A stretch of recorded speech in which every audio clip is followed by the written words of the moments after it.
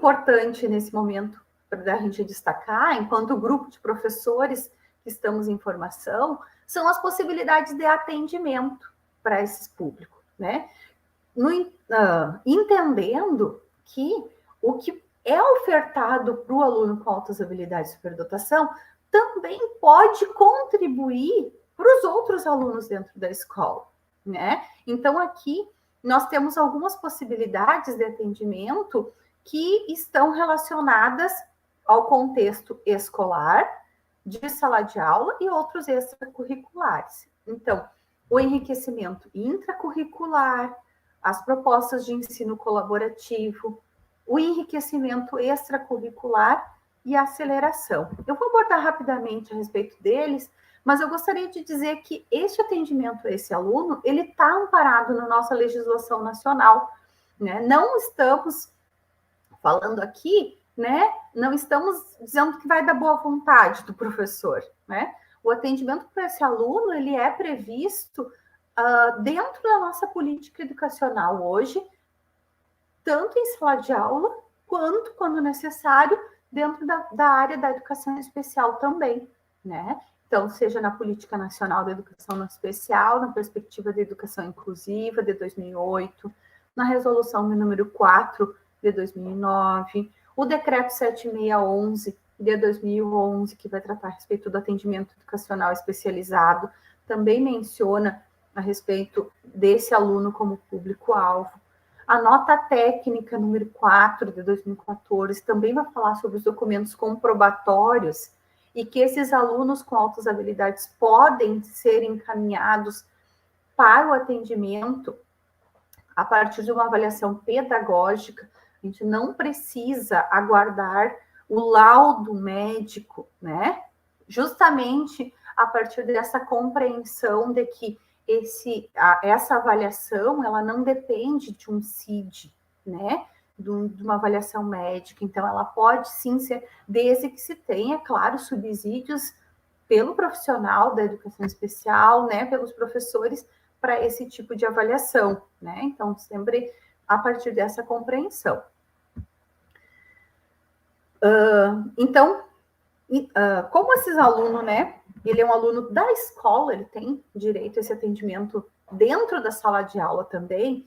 Nós abordamos muito a respeito do enriquecimento intracurricular, que são, né, estratégias que podem ser conduzidas pelos docentes da sala de aula regular ou de diferentes disciplinas, né, durante o período da aula ou fora, que podem ter como base o conteúdo que está sendo trabalhado, né?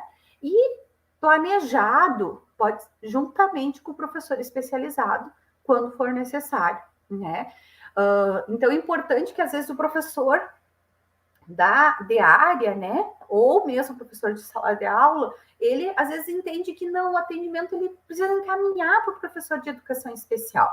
Sim, ele pode receber esse encaminhamento, o aluno pode ser encaminhado para o atendimento extracurricular na sala de recursos. Mas algumas áreas que esse aluno for identificado, e aí pensando nas especificidades dos nossos alunos com altas habilidades, algumas áreas podem ser enriquecidas até mesmo dentro do contexto da sala de aula. Então, como que nós podemos desenvolver projetos individuais, trazer tarefas complementares, mais aprofundadas, de acordo com as curiosidades, com o que esse aluno vem questionando e problematizando dentro do contexto da sala, né? Dando atenção para aquelas demandas deste aluno. Então, o enriquecimento intracurricular, ele coloca o professor de sala de aula também desafiado a dar uma atenção para aquele contexto daquele aluno, que muitas vezes já aprendeu o conteúdo que o professor estava desenvolvendo naquele momento, naquele ano, com uma certa facilidade e precisa de mais desafios. Então, como que este professor também pode se utilizar do espaço da sala de aula para o desenvolvimento deste enriquecimento. Esse enriquecimento, né, ele pode se dar a partir de monitorias, por exemplo. que é quando também esse aluno que já possui o domínio de algum conhecimento, de algum conteúdo trabalhado em sala de aula, pode trabalhar como auxiliar do professor na aprendizagem dos seus colegas, ou ele mesmo, a partir da tutoria, ter algum professor voluntário, né, alguém da escola, contribuindo para o aprofundamento dos conteúdos que ele tem maior interesse, né, desenvolvendo projetos, né, e outras técnicas. E eu destaco aqui a questão do ensino colaborativo. O enriquecimento intracurricular, ele pode sim ter a contribuição do professor da área da educação especial, né? E o ensino colaborativo consiste nessa articulação, nessa parceria entre o professor da sala de aula e o professor da área da educação especial, a fim de que eles possam planejar as ações, algumas ações, avaliar, né, o que foi sendo realizado, pensando em todos os alunos da sala de aula, né? Entre eles, aqueles alunos que têm maior facilidade em aprender, né? Então, algumas vezes podem ser planejadas, sim, atividades onde o professor da sala pode contar com o apoio do professor de educação especial na organização de um planejamento. Pensando, por exemplo, né, vou trazer a ideia aqui para vocês, né? Uma turma de anos iniciais. Pode ser feito um trabalho curricular, aí, interdisciplinar, desenvolvendo um projeto que em algum dia da semana, né, durante algum tempo, vai servir como um enriquecimento para essa turma. Então, pode ser eleito um assunto que é de interesse dessa turma e talvez seja do interesse também desse aluno com indicadores com altas habilidades, e o professor de educação especial e o professor da sala de aula podem trabalhar coletivamente na organização desse projeto, que vai trazer conteúdos, né, articulados às disciplinas, mas pode trazer também conteúdos extracurriculares, outras experiências para esses alunos, né? Então, a ideia do enriquecimento é trazer o desafio, né, maior para esses alunos. E também aqui eu destaco o enriquecimento extracurricular, que segundo, né, Freitas e Pérez, esse enriquecimento extracurricular ele pode acontecer na sala de recursos multifuncional ou em outros centros de atendimento, né, voltados também a atendimento a alunos com altas habilidades, ou em parcerias com universidades, com academias, a museus, a escolinhas de esportes, né? Então, se caracteriza como sendo esse enriquecimento desenvolvido fora do contexto da sala de aula. Então, podemos pensar em possibilidades que podem ser desenvolvidas, né? Organizadas pelo professor de educação especial, né? Na sala de recursos, trazendo desenvolvimento de projetos, ou também outros projetos dentro da escola ou fora da escola.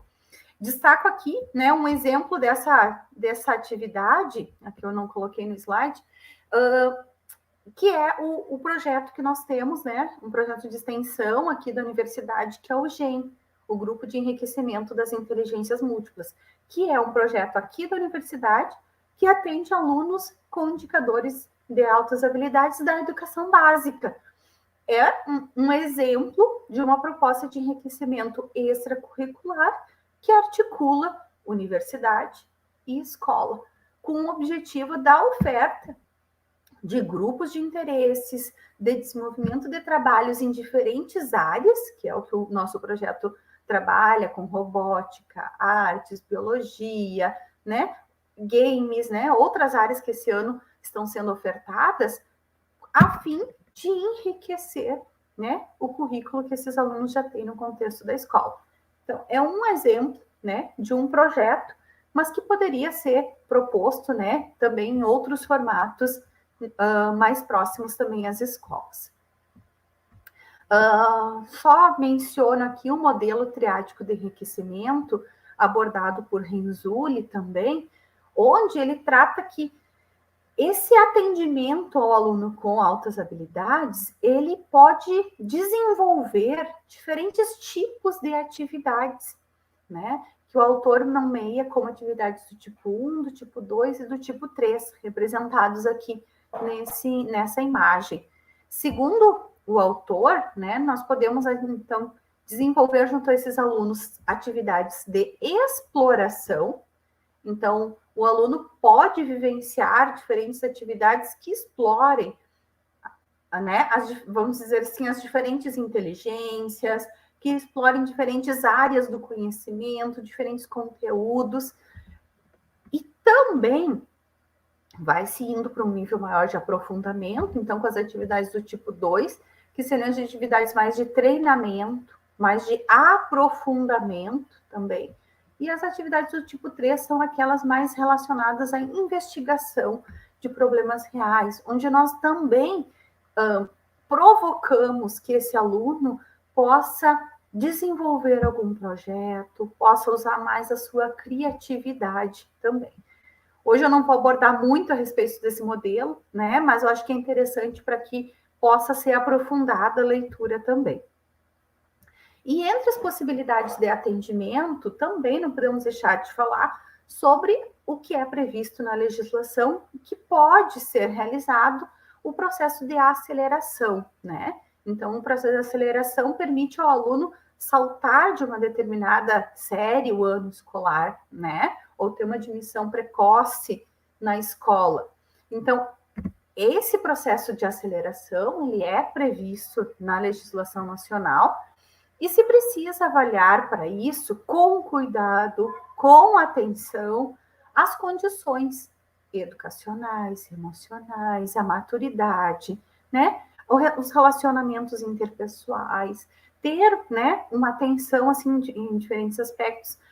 Por quê? Porque ela não é a melhor alternativa para todos os alunos, né? Ela pode ser uma alternativa de acordo com o perfil do aluno que tem indicadores de altas habilidades.